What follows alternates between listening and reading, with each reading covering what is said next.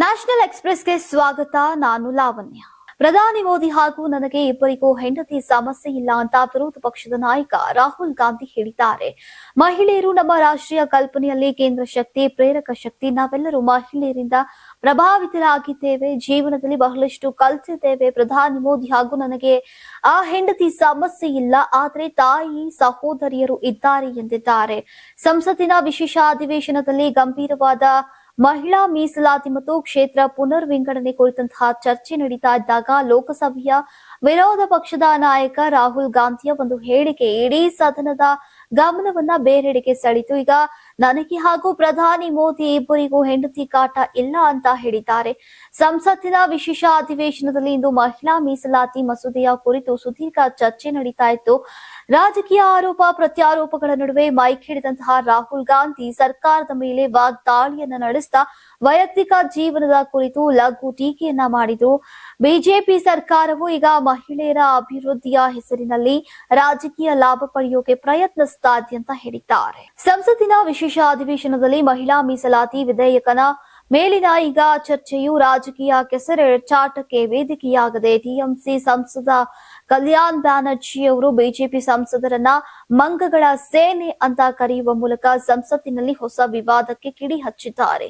ಸಂಸತ್ತಿನಲ್ಲಿ ಮಾತನಾಡಿದಂತಹ ಕಲ್ಯಾಣ್ ಬ್ಯಾನರ್ಜಿ ಮೋದಿಯವರ ಮಂಗಗಳ ಸೇನೆ ಬಹಳ ಚೆನ್ನಾಗಿದೆ. ತ್ರೇತಾಯುಗದಲ್ಲಿ ಶ್ರೀರಾಮನ ಜೊತೆ ಹನುಮಂತನಿದ್ನು, ಆದರೆ ಮೋದಿಯವರ ಪಾಲಿಗೆ ಕೇವಲ ಕೋತಿಗಳು ಮಾತ್ರ ಸಿಕ್ಕಿವೆ ಅಂತ ಬಿಜೆಪಿಯ ಇತರ ಸದಸ್ಯರನ್ನ ವ್ಯಂಗ್ಯವಾಡಿದ್ರು. ಅವರ ಈ ಹೇಳಿಕೆಯು ಆಡಳಿತ ಪಕ್ಷದ ಸದಸ್ಯರ ತೀವ್ರ ಆಕ್ರೋಶಕ್ಕೆ ಕಾರಣವಾಯಿತು.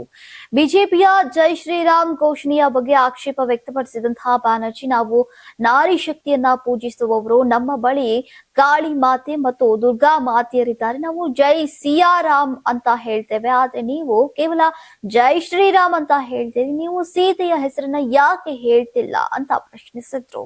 ಮಹಿಳಾ ಮೀಸಲಾತಿಯ ವಿಷಯದಲ್ಲಿ ಕಾಂಗ್ರೆಸ್ ಮತ್ತು ಸಮಾಜವಾದಿ ಪಕ್ಷಗಳ ಊಸರವಳ್ಳಿ ರೀತಿ ಬಲ ಬದಲಾಯಿಸ್ತಾ ಇವೆ ಅಂತ ಬಿಎಸ್ಪಿ ಮುಖ್ಯಸ್ಥೆ ಮಾಯಾವತಿ ಅವರು ಶುಕ್ರವಾರ ಆರೋಪಿಸಿದ್ದಾರೆ.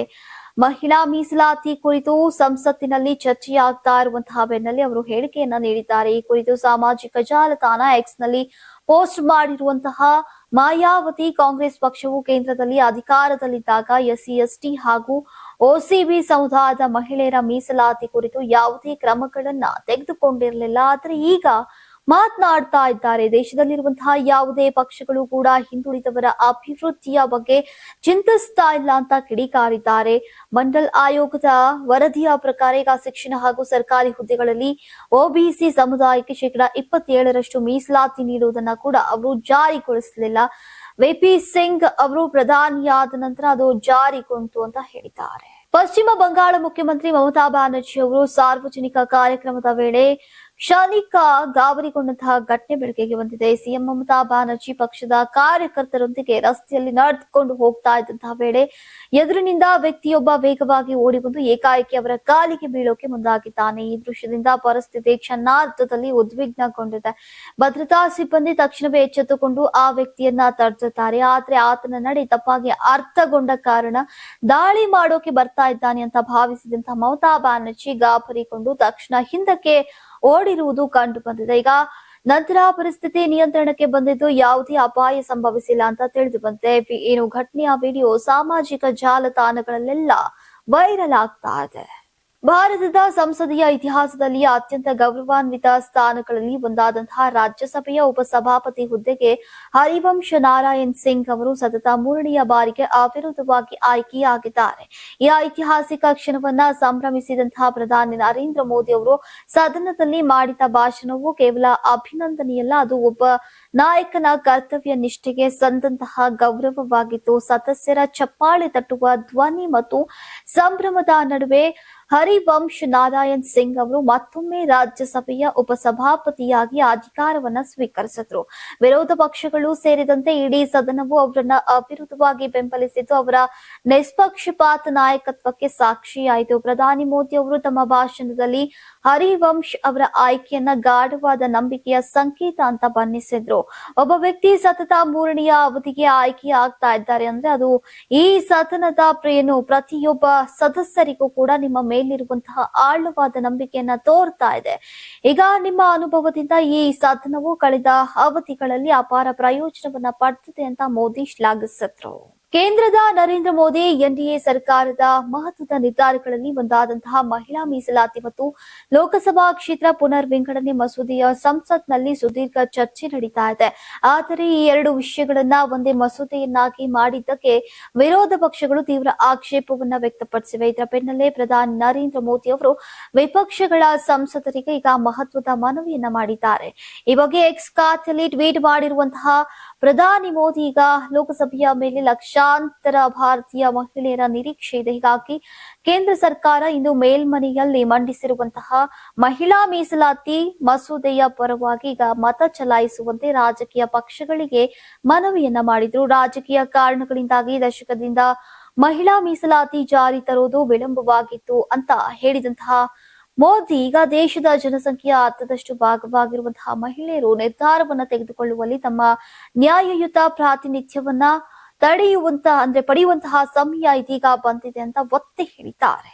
ಲೋಕಸಭೆಯಲ್ಲಿ ಕಾಂಗ್ರೆಸ್ ನಾಯಕ ರಾಹುಲ್ ಗಾಂಧಿ ಅವರು ಮಾಡಿದಂತಹ ಭಾಷಣಕ್ಕೆ ಬಿಜೆಪಿ ಸಂಸದೆ ಕಂಗನಾ ರನಾವತ್ ತೀವ್ರ ಟೀಕಾ ಪ್ರಹಾರವನ್ನು ನಡೆಸಿದ್ದಾರೆ. ರಾಹುಲ್ ಗಾಂಧಿ ಅವರ ಭಾಷಣದ ಕುರಿತು ಪ್ರತಿಕ್ರಿಯಿಸಿದಂತಹ ಕಂಗನಾ ಅವರ ಮಾತು ಕೇಳುವುದು ತುಂಬಾ ತಲೆನೋವು, ಅವರು ಬಾಲ್ಯದ ಆಘಾತಗಳನ್ನ ಅನುಭವಿಸ್ತಾ ಇರುವಂತೆ ಕಾಣುತ್ತೆ. ಈಗ ಅವರಿಗೆ ಒಂದು ರೀತಿಯ ಸಮಸ್ಯೆ ಇದೆ ಅಂತ ಆರೋಪಿಸಿದ್ದಾರೆ. ಇನ್ನು ಮುಂದೆ ಮಾತನಾಡಿದಂತಹ ಅವರು ಸಭಾಪತಿ ಭಾಷಣವನ್ನ ನಿಲ್ಲಿಸುವಂತೆ ಸೂಚಿಸಿದ್ರು ಕೂಡ ಅವರು ಸಂಸತ್ತಿನ ಅಣಕ ಮಾಡ್ತಾನೆ ಇದ್ರು ಅಂತ ಹೇಳಿದ್ದಾರೆ. ಹಾಗೆಯೇ ತಮ್ಮ ಬಾಲ್ಯದಲ್ಲಿ ಕಂಡಂತಹ ಮ್ಯಾಜಿಕ್ ಪ್ರದರ್ಶನದ ಪರಿಣಾಮವಾಗಿ ಅವರು ಇನ್ನೂ ಅದೇ ವಿಚಾರಗಳ ಹಿಂದೆ ಬಿದ್ದಿದ್ದಾರೆ ಅಂತ ಕಂಗನಾ ರನಾವತ್ ಅವರು ವ್ಯಂಗ್ಯವಾಡಿದ್ದಾರೆ. ಈಗ ಈ ಹೇಳಿಕೆಗಳು ರಾಜಕೀಯ ವಲಯದಲ್ಲಿ ಚರ್ಚೆಗೆ ಗ್ರಾಸವಾಗಿದ್ದು ಈಗ ಕಾಂಗ್ರೆಸ್ ಮತ್ತು ಬಿಜೆಪಿ ನಡುವಿನ ವಾಗ್ವಾದಕ್ಕೆ ಮತ್ತಷ್ಟು ತೀವ್ರತೆಯನ್ನು ನೀಡಿದೆ. ಕಾಂಗ್ರೆಸ್ ಸಂಸದ ಪವನ್ ಖೇರಾ ಅವರಿಗೆ ಸುಪ್ರೀಂ ಕೋರ್ಟ್ ನಲ್ಲಿ ದೊಡ್ಡ ಹಿನ್ನಡೆಯಾಗಿದೆ. ಅಸ್ಸಾಂ ಮುಖ್ಯಮಂತ್ರಿ ಹಿಮಂತ ಬಿಶ್ವ ಶರ್ಮಾ ಅವರ ಪತ್ನಿ ರೇಣಿಕಿ ಬುಯಾನ್ ಶರ್ಮಾ ದಾಖಲಿಸಿರುವಂತಹ ಪ್ರಕರಣದಲ್ಲಿ ಖೇರಾ ಅವರ ಜಾಮೀನು ವಿಸ್ತರಿಸೋಕೆ ಈಗ ಸುಪ್ರೀಂ ಕೋರ್ಟ್ ನಿರಾಕರಿಸಿದೆ. ನ್ಯಾಯಮೂರ್ತಿಗಳಾದಂತಹ ಜೆ.ಕೆ. ಮಹೇಶ್ವರಿ ಮತ್ತು ಅತುಲ್ ಎಸ್ ಚಂದೋರ್ಕರ್ ಅವರನ್ನೊಳಗೊಂಡಂತಹ ದ್ವಿಸದಸ್ಯ ಪೀಠ ಈಗ ಈ ಆದೇಶವನ್ನು ಹೊರಡಿಸಿದೆ. ಈ ವಿಷಯದಲ್ಲಿ ನಾವು ಜಾಮೀನು ವಿಸ್ತರಿಸೋಕೆ ಸಾಧ್ಯವಿಲ್ಲ. ಮತದಾರರು ಈ ಕುರಿತು ಅಸ್ಸಾಂನ ಸಂಬಂಧಪಟ್ಟಂತಹ ನ್ಯಾಯಾಲಯವನ್ನೇ ಸಂಪರ್ಕಿಸಬೇಕು ಅಂತ ಪೀಠವು ಸ್ಪಷ್ಟಪಡಿಸಿದೆ. ತೆಲಂಗಾಣ ಹೈಕೋರ್ಟ್ ಆದೇಶಕ್ಕೆ ತಡೆ ಕೆಲ ದಿನಗಳ ಹಿಂದಷ್ಟೇ ತೆಲಂಗಾಣ ಹೈಕೋರ್ಟ್ ಪವನ್ ಖೇರಾ ಅವರಿಗೆ ನಿರೀಕ್ಷಣಾ ಜಾಮೀನನ್ನ ನೀಡಿತು. ಆದ್ರೆ ಇದನ್ನ ಪ್ರಶ್ನಿಸಿ ಮೇಲ್ಮನವಿ ಸಲ್ಲಿಕೆಯಾದಾಗ ಸುಪ್ರೀಂ ಕೋರ್ಟ್ ಆ ಜಾಮೀನಿಗೆ ತಡೆ ನೀಡಿತು. ಈಗ ಸಾಗಾನೆ ಜಾಮೀನನ್ನ ವಿಸ್ತರಿಸೋಕೆ ಈಗ ನಿರಾಕರಿಸಿರುವಂತಹ ಮೂಲಕ ಖೇರಾ ಅವರ ಮುಂದಿದ್ದಂತಹ ಕಾನೂನು ರಕ್ಷಣೆಯ ದಾರಿಗಳು ಕಿರಿದಾಗಿವೆ. ದೆಹಲಿಯ ಆಡಳಿತ ಚುಕ್ಕಾಣಿ ಹಿಡಿದಿರುವಂತಹ ಅನುಭವಿ ರಾಜತಾಂತ್ರಿಕ ತರಣ್ಜಿತ್ ಸಿಂಗ್ ಸಂಧು ಅವರಿಗೆ ಜಾಗತಿಕ ಮಟ್ಟದ ಪ್ರಶಂಸೆ ಹರಿದು ಬಂದಿದೆ. ಅಮೆರಿಕ ಅಧ್ಯಕ್ಷ ಡೊನಾಲ್ಡ್ ಟ್ರಂಪ್ ಅವರು ಶುಕ್ರವಾರ ಸಂಧು ಅವರನ್ನ ಅಭಿನಂದಿಸಿದ್ದು ದೆಹಲಿಯ ಪ್ರಗತಿಯಲ್ಲಿ ಅವರ ಪಾತ್ರ ನಿರ್ಣಾಯಕವಾಗಲಿದೆ ಅಂತ ವಿಶ್ವಾಸವನ್ನ ವ್ಯಕ್ತಪಡಿಸಿದ್ದಾರೆ.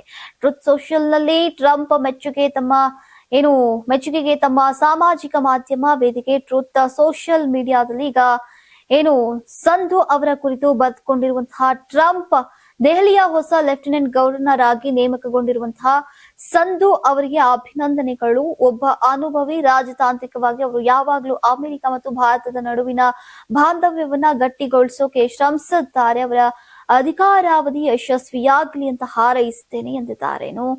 ಒಬ್ಬ ಭಾರತೀಯ ಅಧಿಕಾರಿಯ ನೇಮಕಕ್ಕೆ ಅಮೆರಿಕ ಅಧ್ಯಕ್ಷರು ಬಹಿರಂಗವಾಗಿ ಅಭಿನಂದನೆ ಸಲ್ಲಿಸಿರುವುದು ಸಂಧು ಅವರ ವ್ಯಕ್ತಿತ್ವ ಮತ್ತು ಅವರ ಕೆಲಸದ ಪ್ರಭಾವವನ್ನ ಎತ್ತಿ ತೋರಿಸುತ್ತೆ. ಈಗ ದೆಹಲಿಯ ಅಭಿವೃದ್ಧಿಯ ಹಾದಿಯಲ್ಲಿ ಸಂಧು ಯಾವ ರೀತಿ ಹೊಸ ಅಧ್ಯಾಯವನ್ನ ಬರೆಯಲಿದ್ದಾರೆ ಅನ್ನೋದನ್ನ ಈಗ ಎಲ್ಲರಿಗೂ ಕೂಡ ಕುತೂಹಲ ಮೂಡಿಸಿದೆ. ಇರಾನ್ ಅಮೆರಿಕ ಯುದ್ಧದ ಪರಿಣಾಮವಾಗಿ ಇಡೀ ವಿಶ್ವದಲ್ಲಿ ಗೊಂದಲ ಹೆಚ್ಚಾಗಿದೆ. ವಿಶೇಷವಾಗಿ ಹಾರ್ಮುಜ್ ಜಲಸಂಧಿಯ ಮೂಲಕ ಸಾಗುವಂತಹ ಹಡಗುಗಳ ಮೇಲೆ ದೊಡ್ಡ ಪರಿಣಾಮ ಬಿದ್ದಿದೆ. ಈ ಮಾರ್ಗದ ಮೂಲಕ ಏಷ್ಯಾದಿಂದ ಯುರೋಪ್ಗೆ ಹೋಗುವಂತಹ ಪೆಟ್ರೋಲ್, ಡೀಸೆಲ್ ಮತ್ತು ಅನಿಲ ಪೂರೈಕೆ ತೊಂದರೆಗೆ ಸಿಲುಕಿದೆ. ಈಗ ಭಾರತ ಮತ್ತು ಪಾಕಿಸ್ತಾನ ಎರಡೂ ತಮ್ಮ ಕ್ಷಿಪಣಿ ಪರೀಕ್ಷೆಗಳ ಕುರಿತು ನಿರಂತರವಾಗಿ ನೋಟಮ್ ಹಾರಾಟ ನಿಷೇಧ ಅಥವಾ ಎಚ್ಚರಿಕೆ ಸೂಚನೆಗಳನ್ನ ಹೊರಡಿಸುತ್ತವೆ. ನೋಟಮ್ ಅಂದ್ರೆ ನಿರ್ದಿಷ್ಟ ಕಾಲಾವಧಿಯಲ್ಲಿ ಆಕಾಶ ಅಥವಾ ಸಮುದ್ರದ ಕೆಲ ಭಾಗಗಳನ್ನ ಮಿಲಿಟರಿ ವ್ಯಾಯಾಮ ಅಥವಾ ಪರೀಕ್ಷೆಗಳಿಗಾಗಿ ಮೀಸಲಿಡಲಾಗಿದೆ ಅಂತ ವಿಮಾನಗಳು ಮತ್ತು ಹಡಗುಗಳಿಗೆ ಮುಂಚಿತವಾಗಿ ನೀಡುವಂತಹ ಎಚ್ಚರಿಕೆ. ಈಗ ಪಾಕಿಸ್ತಾನವು ಏಪ್ರಿಲ್ 20ರಂದು ಬೆಳಗ್ಗೆ ಮೂರರಿಂದ ಏಪ್ರಿಲ್ 21ರ ಮಧ್ಯಾಹ್ನ 3ರವರೆಗೆ ಪರೀಕ್ಷೆ ನಡೆಸೋಕೆ ಈಗ ವೇಳಾಪಟ್ಟಿಯನ್ನ ಮಾಡಿದೆ. ಇದರ ಕೆಲ ದಿನಗಳ ನಂತರ ಭಾರತವು ಅರೇಬಿಯನ್ ಸಮುದ್ರದಲ್ಲಿ ನೋಟಮ್ ಹೊರಡಿಸಿತು. ಭಾರತ ಘೋಷಿಸಿದಂತಹ ಸಮಯ ಏಪ್ರಿಲ್ 22ರಂದು ಬೆಳಗ್ಗೆ 9:30ರಿಂದ ಏಪ್ರಿಲ್ 25ರಂದು ರಾತ್ರಿ 9:30ರವರೆಗೆ. ಪಾಕಿಸ್ತಾನದ ನೋಟಮ್ ಪ್ರವೇಶವು ಈಗ ಸುಮಾರು 800 ಕಿಲೋಮೀಟರ್ ವ್ಯಾಪ್ತಿಯನ್ನ ಒಳಗೊಂಡಿದ್ರೆ ಭಾರತದ ನೋಟಮ್ ಸುಮಾರು 400 ಕಿಲೋಮೀಟರ್ ಪ್ರದೇಶವನ್ನ ಒಳಗೊಂಡಿದೆ. ಈಗ ಇದರಿಂದ ಭಾರತ ಮಿಲಿಟರಿ ವ್ಯಾಯಾಮದ ವ್ಯಾಪ್ತಿ ದೊಡ್ಡದು ಅನ್ನೋದು ಗೋಚರಿಸ್ತಾ ಇದೆ. ಇದರಿಂದ ಪಾಕಿಸ್ತಾನಕ್ಕೆ ಮತ್ತೆ ಆತಂಕ ಸೃಷ್ಟಿಯಾಗಿದೆ. ನೀವು ಸಣ್ಣ ಆಗ್ಬೇಕಲ್ವಾ? ಅದು ಒಂದು ಉತ್ತಮ ಆಹಾರದಿಂದ ಸಣ್ಣ ಆಗ್ಬೇಕಲ್ವಾ? ಪ್ರತಿದಿನ ನಮ್ಮ ಜೀನಿ ಸ್ಲಿಮ್ ನ ಯೂಸ್ ಮಾಡಿ ಯಾವುದೇ ಸೈಡ್ ಎಫೆಕ್ಟ್ ಇಲ್ದಂಗೆ ನೀವು ಸಣ್ಣ ಆಗ್ತೀರಾ.